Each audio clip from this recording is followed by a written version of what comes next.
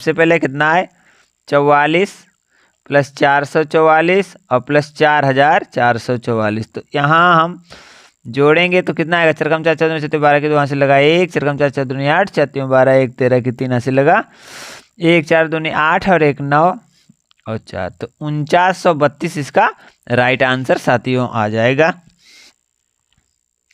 4932 है, 4994। अब यहाँ पे क्वेश्चन मार्क ये लगा है, जो क्वेश्चन मार्क की जगह हम मान लेंगे कि x है। यहाँ पे 4994 और हमारा इसका कितना आया 4932 आया, तो 4994 माइनस 4900 हम कर लेंगे 32, कोई दिक्कत नहीं है, क्वेश्चन मार्क वाला भी निकल आएगा। बस कंडीशन यही है, 4 से 2 जाएगा 2 बचेगा, 3 9 से 6 जाएगा 3 बच जाएगा, 6 बच जाएगा और ये 0 0 हो जाएगा, तो 62 आएगा। कितना आएगा 62। तो यहाँ पे देखो 62 है क्या कहीं पे, हाँ सी ऑप्शन इसका बिल्कुल सही है साथियों। आशा करते हैं ये प्रश्न आपको शानदार तरीके से समझ में आ गया होगा। जो भी साथी हमारे साथ इस लाइव सेशन में जुड़े हैं तो वीडियो को लाइक करें और चैनल को सब्सक्राइब करें, साथ ही शेयर करें और बेल आइकन को भी प्रेस कर लें, क्योंकि जब भी हम आपको कुछ महत्वपूर्ण प्रश्न या कोई आपको महत्वपूर्ण वीडियो डालें तो उसका नोटिफिकेशन आप तक पहुंच जाए और आपको सबसे पहले हमारा वीडियो देखने को मिले।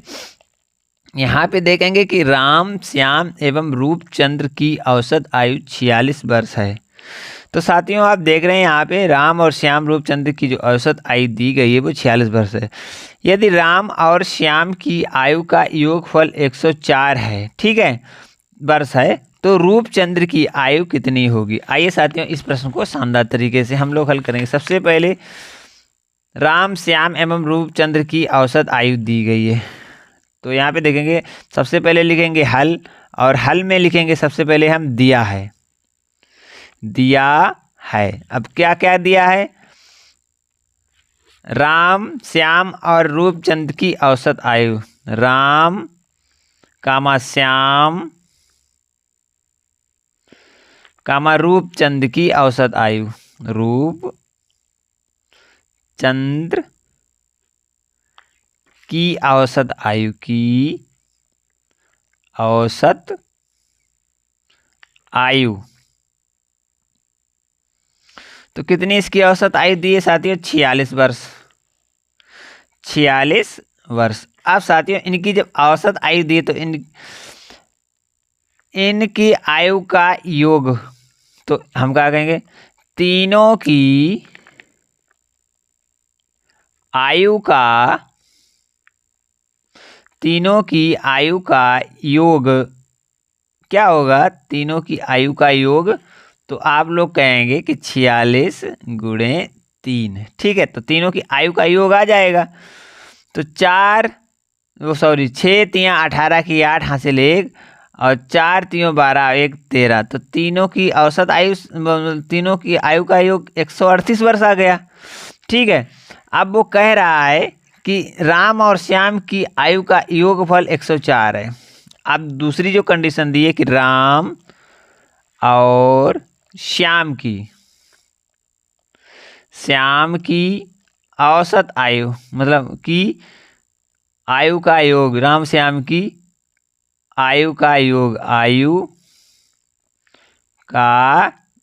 योग कितना दिया है 104 वर्ष। अब रूपचंद्र की आयु पूछ रहा है, तो यहाँ से यहाँ घटा देंगे तो रूपचंद्र की आयु जाएगी, तो लिखेंगे कि रूपचंद्र की आयु, तो यहाँ पे साथियों रूपचंद्र की आयु कितनी आएगी 138 माइनस 104, ठीक है। तो आप लोग घटाएंगे 8 से 4 जाएगा 4 और 3 को हम ऐसे ही रखेंगे और 1 तो 34 वर्ष निकल के आएगी रूपचंद्र की आयु।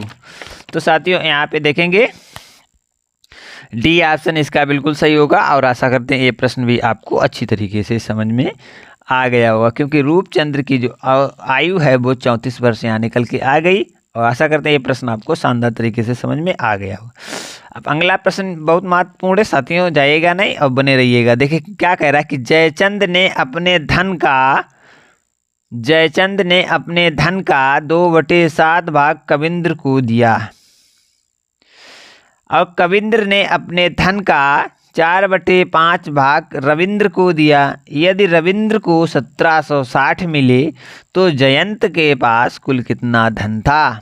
आइए साथियों इस प्रश्न को शानदार तरीके से हल करें। सबसे पहले जयंत के पास धन कितना है उसे हम मान लेंगे कि जयंत के पास धन कुल x है। ठीक है, सबसे पहले लिखेंगे यहाँ पे हल, और हल में सबसे पहले लिखेंगे कि माना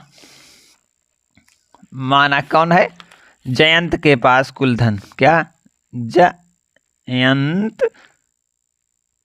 के पास कुल धन कितना मान लेंगे हम लोग, x मान लेते हैं, तो हम भी यहाँ पर भी हम x ही मान लेंगे। अब इसके बाद वो क्या कह रहा है कि जयंत ने अपने धन का 2/7 भाग कविंद्र को दिया। अब जयंत ने कविंद्र को दिया भाग धन बराबर जयंत ने कविंद्र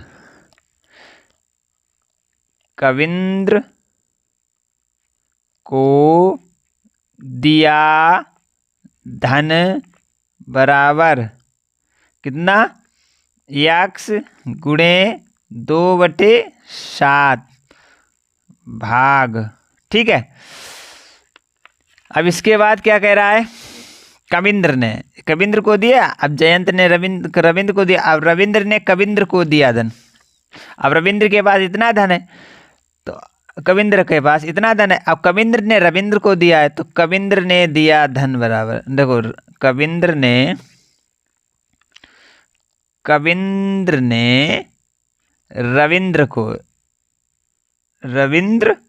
को दिया धन बराबर कितना दिया, धन बराबर देखो x गुणे इतना तो इनके पास था ही कविंद्र के पास, और रविंद्र को कितना दे दिया भाग, 4/5 भाग। कितना साथियों, 4/5 भाग, तो 4/5 कर लेंगे।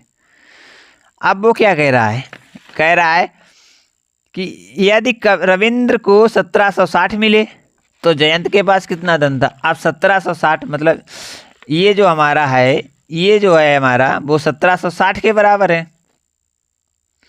यहाँ से हम x का मान निकाल लेंगे, तो यहाँ पे कितना हुआ, 4 दूनी 8 x और 7 बना 35 बराबर 1760। ठीक है, कोई दिक्कत नहीं होनी चाहिए साथियों। अब इसका क्या करेंगे हम, इसे कर देंगे तिर्यक गुणा करेंगे, तो यहाँ पे हो जाएगा 1760 गुणे 35 और बटे 8। भाई ये जाएगा इधर ये गुणे में, उधर जाएगा बटे में हो जाएगा, तो ऊपर वाला नीचे और नीचे वाला ऊपर, आप लोग कहेंगे ऊपर हो जाएगा। तो अब आप लोग देखेंगे और इसको हल करने का प्रयास करेंगे।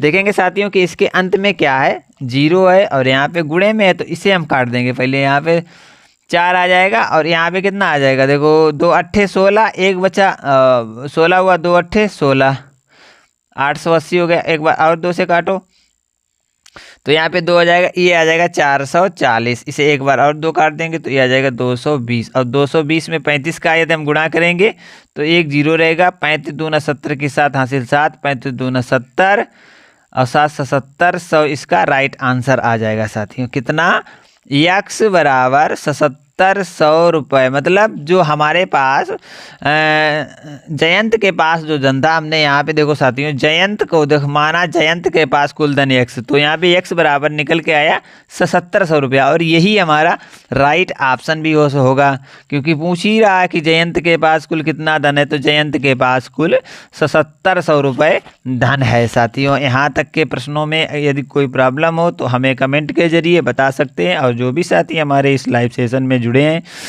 वो वीडियो को लाइक और चैनल को सब्सक्राइब जरूर करें, साथ ही शेयर और बेल आइकन को भी प्रेस कर लें, क्योंकि जब भी हम कोई आपको महत्वपूर्ण वीडियो डालें तो उसका नोटिफिकेशन आप तक जाता रहे। साथियों अगले महत्वपूर्ण प्रश्न को शानदार तरीके से देखेंगे और सभी साथी हमारे साथ अंत तक बने रहेंगे।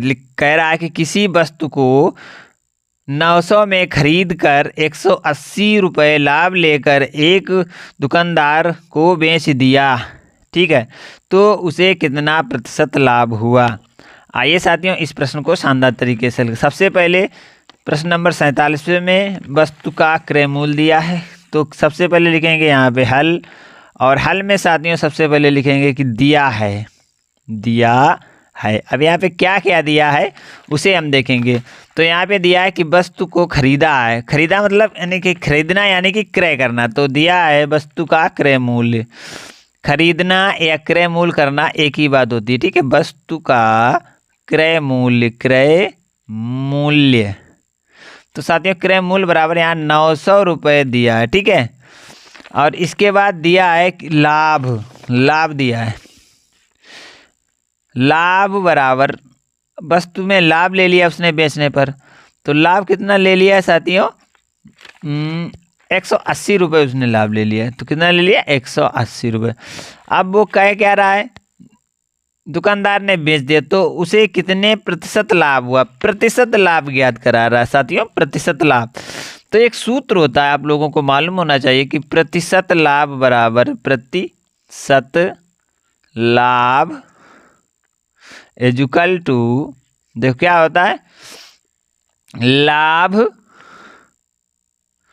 गुणे 100 बटे क्रय मूल्य, लाभ गुणे 100 बटे क्रय मूल्य। यदि क्रय मूल्य दिया है तब के लिए है ये हमारा फार्मूला। तो इस फार्मूले को हम थोड़ा हाईलाइट करेंगे, तो आप लोग इसे अपने पास नोट भी कर लेंगे डायरी में, और आगे हर समय ये काम आएगा, क्योंकि लाभ प्रतिशत लाभ का, अब यहाँ पे लाभ हमारा है कितना, 180, कोई दिक्कत नहीं, 100 है 100 कर लो।